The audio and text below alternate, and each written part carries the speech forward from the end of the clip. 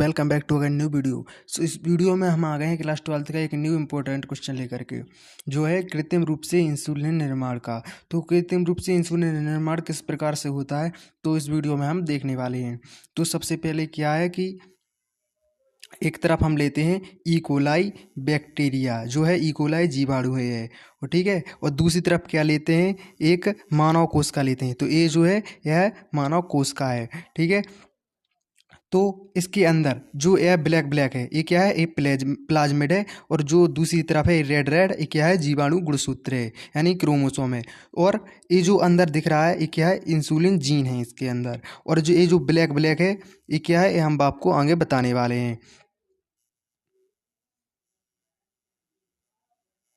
तो चलिए आगे। अब हम सबसे पहले क्या करते हैं, इंसुलिन निर्माण के लिए सबसे पहले क्या करते हैं कि प्लाज्मिड को जीवाणु से बाहर निकाला जाता है, यानी कि बैक्टीरिया से बाहर निकाल लिया जाता है।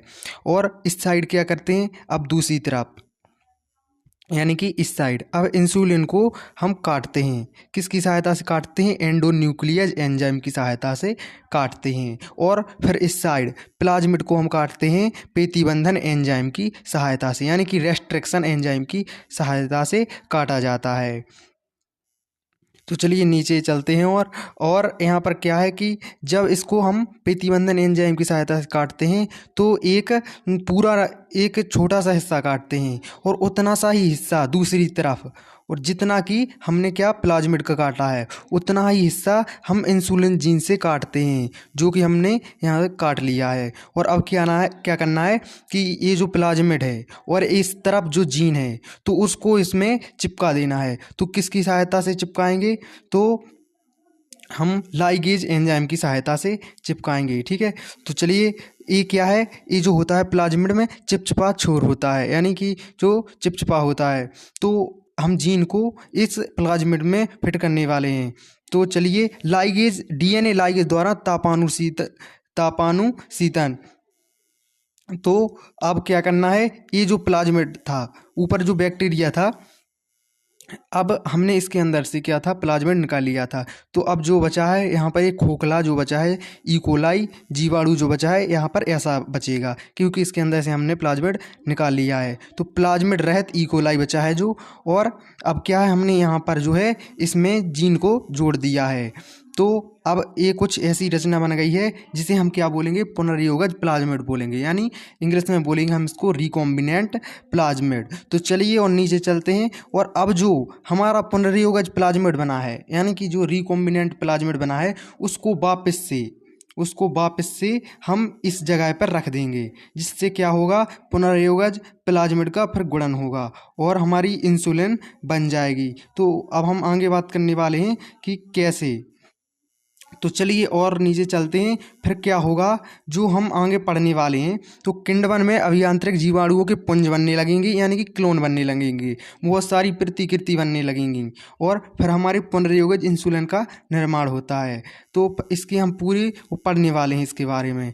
तो क्या कैसे होता है, तो सबसे पहले हम क्या करते हैं, इंसुलिन बनाने की कृत्रिम विधि है जो, उसके लिए सबसे पहले क्या किया जाता है, तो मानव इंसुलिन के उत्पादन के लिए मानव जीनोम का आयत होता है कोशिका से। तो इंसुलिन जीन को निकालने में काफ़ी समय लगता है। वैसे जब मानव की कोशिका से जब इंसुलिन जीन को निकाला जाता है तो बहुत समय लगता है।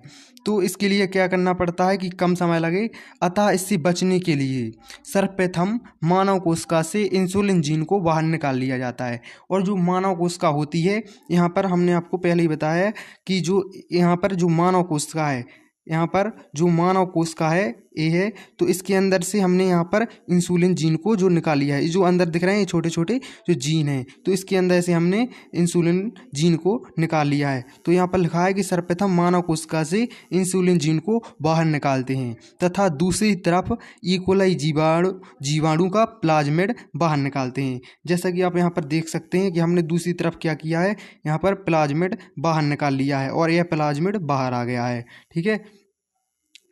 तो प्लाज्मिड बाहर निकालते हैं तथा प्लाज्मिड का कुछ भाग रेस्ट्रिक्शन एंजाइम की सहायता से काटते हैं। जैसा कि हमने आपको पहले ही बता दिया कि रेस्ट्रिक्शन एंजाइम की सहायता से हमने इसको काट दिया था।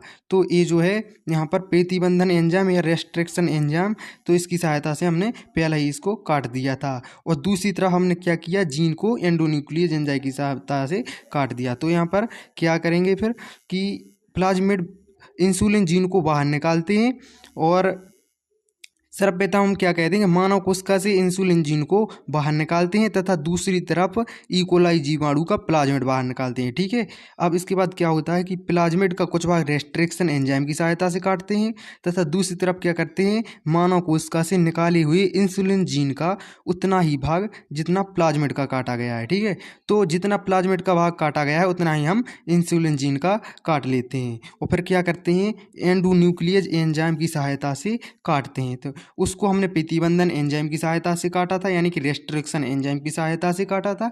और अब हम इसको यानी कि जीन को क्या किसके द्वारा काटेंगे, एंडोन्यूक्लियस एंजाइम की सहायता से काट देते हैं। तो फिर क्या होगा कि एंडोन्यूक्लियस एंजाइम की सहायता से काट देते हैं। अब प्लाज्मिड की कटी हुई छोर यानी कि जो चिपचिपा होता है, तो ये जो भाग है प्लाज्मिड का छोर जो चिपचिपा होता है, चिपचिपा छोर लिखा है जहाँ पर, तो वहीं की बात चल रही है। तो ये जो चिपचिपा होता है, कटा हुआ छोर जो चिपचिपा होता है, में इंसुलिन जीन के कटे हुए अल्प भाग को लाइगेज एंजाइम की सहायता से सन्निवेशित यानी कि फिट कर दिया जाता है। तो अब जिससे पुनर्योगज प्लाज्मिड यानी कि रिकॉम्बिनेंट प्लाज्मिड बन जाता है, उसका निर्माण हो जाता है। अब जिस ई कोलाई जीवाणु से प्लाज्मिड निकाला गया था, जिस ई कोलाई जीवाणु से यानी कि इससे ये जो जीवाणु है, ये जो बैक्टीरिया है, इससे हमने क्या किया था, ये वाला प्लाज्मिड निकाला था। तो अब जो हमारा प्लाज्मिड बनेगा, ये वाला प्लाज्मिड, अब जो ये वाला प्लाज्मिड बन गया है, तो इसको हम वापस से इस खोखले वाले जीवाणु में वापस से डाल देंगे, इसमें हम इसको डाल देंगे। ठीक है, अब जिस ई कोलाई जीवाणु से प्लाज्मिड निकाला गया था, उसमें पुनः पुनर्योगज प्लाज्मिड स्थानांतरित यानी कि प्रत्यारोपित कर दिया जाता है।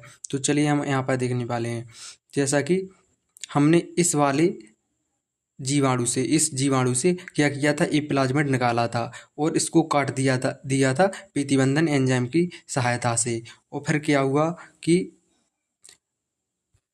ये वाला खोखला जो था, और फिर हमारा जो रिकॉम्बिनेंट बना, तो इसको हम यहाँ पर वापस से डाल देते हैं। ठीक है, तो इसमें वापस से फिट कर दिया जाता है और फिर क्या होता है कि प्रत्यारोपित कर दिया जाता है तथा हम जानते हैं कि प्लाज्मिड में द्विगुणन की क्षमता पाई जाती है, यानी वह अपने आप को तुरंत से दोगुना कर लेता है, जिससे उसकी अनेक प्रतियां बन जाती हैं।